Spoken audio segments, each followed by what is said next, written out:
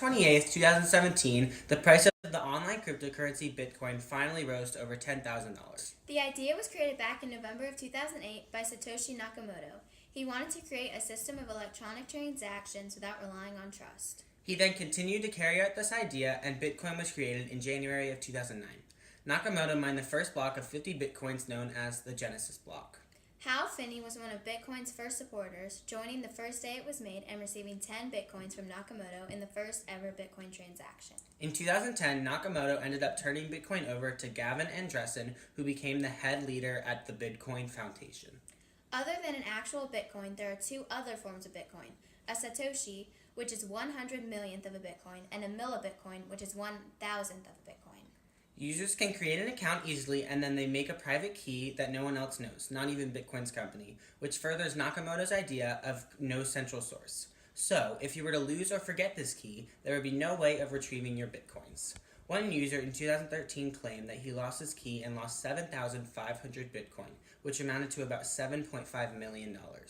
When you buy Bitcoin, you put your amount of money in the website, and then it tells you what fraction of a Bitcoin that amount of money will get you.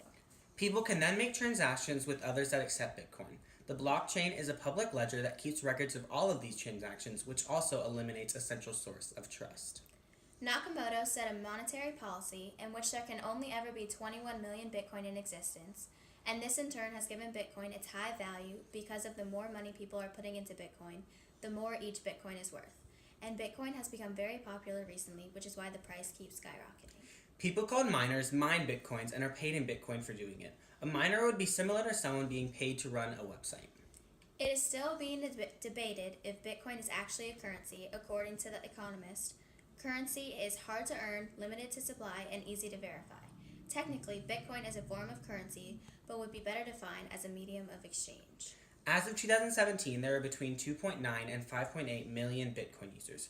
There is a wide range because all accounts are pseudonymous, and we cannot be sure if people have multiple accounts. Bitcoin has a very high volatility, about 8 times greater than the S&P 500 and 18 times greater than an American dollar. In the early years, Bitcoin was worth close to nothing, and the value is now around $15,600. The value has especially gone up vastly this year. Before 2017, the value of one Bitcoin was around $800.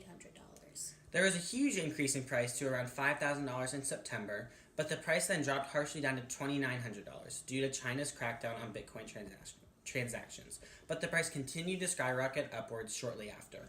And on November 28, 2017, the price of a single Bitcoin surpassed the $10,000 mark for the first time. With all of these facts in mind, Bitcoin would seem like a good investment, but since it is not widely accepted and it is not a great investment. Now with us, we have a Bitcoin user who has made quite a profit on Bitcoin. Thanks, Will. I'm here with Everett Gansright. Everett, how long have you been using Bitcoin? Well, Georgia, I've been using Bitcoin for a long time, since 2011. If you don't mind me asking, how much money have you made using Bitcoin? I bought 1,000 Bitcoin when I first started for around $30,000. And they have increased so much they are now worth around $16 million and counting. Do you plan on selling your Bitcoin? No, I don't. Because the price has been on an upward trend, so I don't want to sell soon. But I might end up selling them for extra money when it is needed. Thanks, Everett, and thanks for watching, everyone. Psych!